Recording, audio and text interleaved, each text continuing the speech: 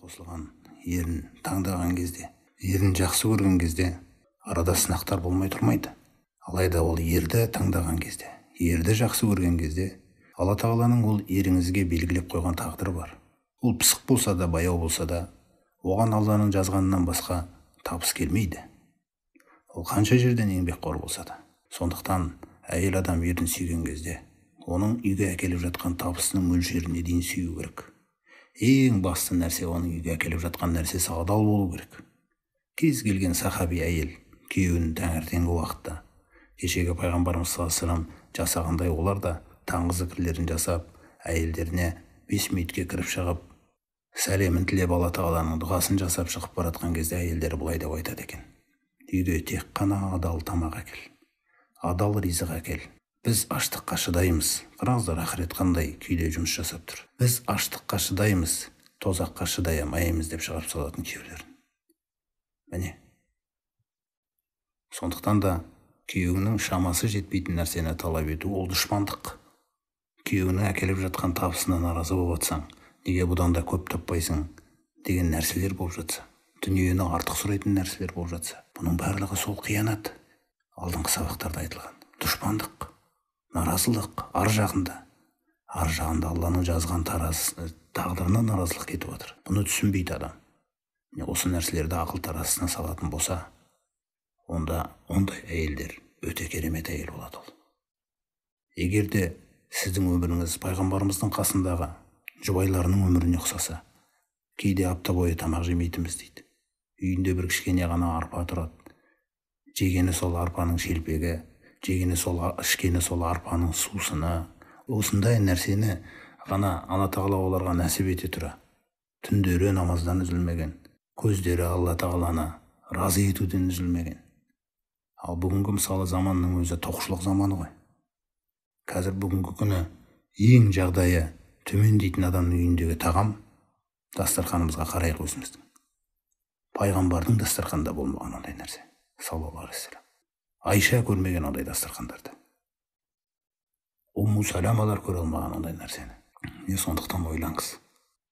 Сізге беріліп жатқан нәрсе, сіз жақсы болғандықтан беріліп отыр ма екен? Әлде сынақ па? Мысалы кешегі Мұсағаб ибн Умайр. Бір қыз баланы алайық. Өте бай әулетте өмір сүрді дейік. Кейін өзінің таңдаған күйеуінің жағдайы ондай емес. Енді ол бұрынғы нәрсеге үйреніп қалдым деп сол нәрсені талап ете беретін болса. Егер де ол менің шамам жетпейді, тек осындай күйде ғана өмір сүремін деп айтатын болса, өз еркінде, бірақ ол сондай жағдайдағы күйеуді таңдау керек онда. Ал енді өзінің таңдап қосылғанының әлеуметтік деңгейі жаңағындай бір орташа болса, бұрынғыдайға келмейді. Қалай істейсің онда? Мысалы Мұсағаб ибн Умайр.